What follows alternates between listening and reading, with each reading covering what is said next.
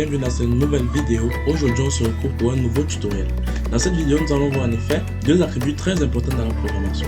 Premier attribut, il s'agit de classe. Deuxième attribut, il s'agit de ID.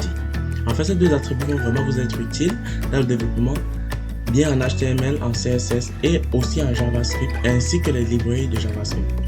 Donc aujourd'hui, on va parler de classe et de ID. Sur ce, on passe à la transition.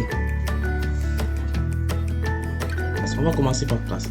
En effet, où se positionne classe? Classe se positionne toujours devant le nom de la balise sur laquelle on va appliquer une classe. Donc, et voilà la structure. On met la classe égale à double quote. Donc, en effet, c'est comme ça que se présente la structure d'un attribut dans une balise. Si vous ne connaissez pas comment vous y prendre, pour ce qui est des attributs, il y a le deuxième tutoriel que j'ai fait pour cette formation. Allez et vous verrez en fait comment fonctionnent les attributs. Donc aujourd'hui on va se retrouver là, je vais faire un petit rappel. Là on met juste le nom de l'attribut. Ici on met le nom de l'attribut et ensuite on met égal, puis on met la valeur de l'attribut dans les doubles quotes. Donc ce qu'on va faire c'est quoi? C'est qu'on va définir premièrement une première classe pour notre div. Pour notre div, oui. Là on va mettre là ma classe. Voilà. Lorsqu'on met ma classe, je vais vous montrer premier impact de ma classe avec un autre langage. Ne vous inquiétez surtout pas pour la structure, on va voir ça dans la deuxième formation pour ce qui est du CSS. Donc on va aller ma classe, on va effacer ça, voilà, et on met la color, à l'intérieur on met là, merci de suivre ce tutoriel. Voilà, et on actualise là parce que c'est pas le navigateur par défaut. Donc vous pouvez constater là que lui le texte il est en rouge. Pourquoi? Parce qu'on a pu à travers la balise l'attribut classe, on a pu modifier le paramètre de notre div pour ce qui est de la couleur. Donc ici là, on peut mettre bleu, et on revient là. Et vous voyez la couleur devient bleue. En fait, c'est à ça que va vraiment vous servir classe pour ce qui est de la programmation.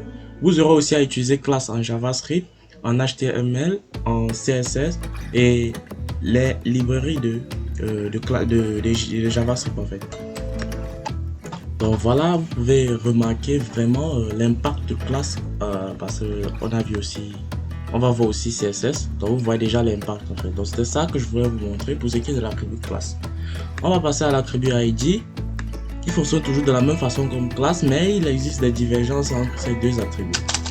Donc ID en quelque sorte c'est pour dire identifiant.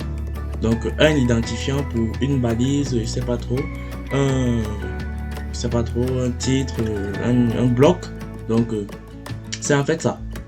Donc comme vous par exemple, lorsque vous entrez dans une plateforme, vous avez un ID pour dire que ce numéro qui vous représente, qui vous représente de manière unique en fait. C'est comme une adresse IP.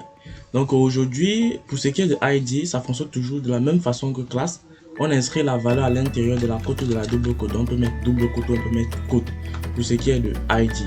Et même pour classe. Donc ce qu'on va faire, c'est qu'on va définir un ID à notre div. On va mettre la J1 par exemple.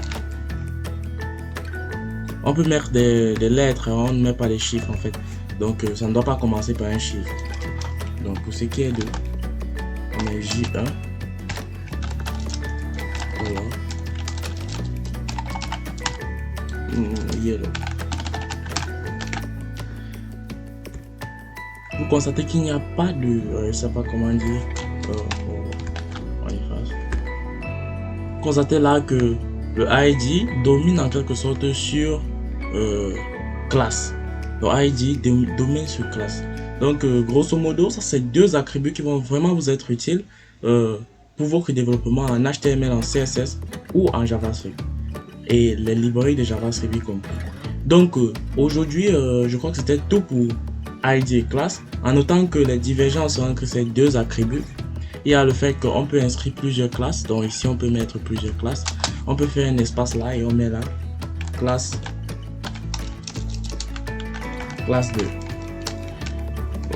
Voilà, on met classe 2. Lorsqu'on met classe 2, on vient ici, on fait un point et on met classe 2 Et ici à l'intérieur, on met une propriété différente. Comme ça, Gabriel. Alors vous constatez que la police d'écriture a changé. Malheureusement, le yellow fait en sorte qu'on ne puisse pas voir. Right.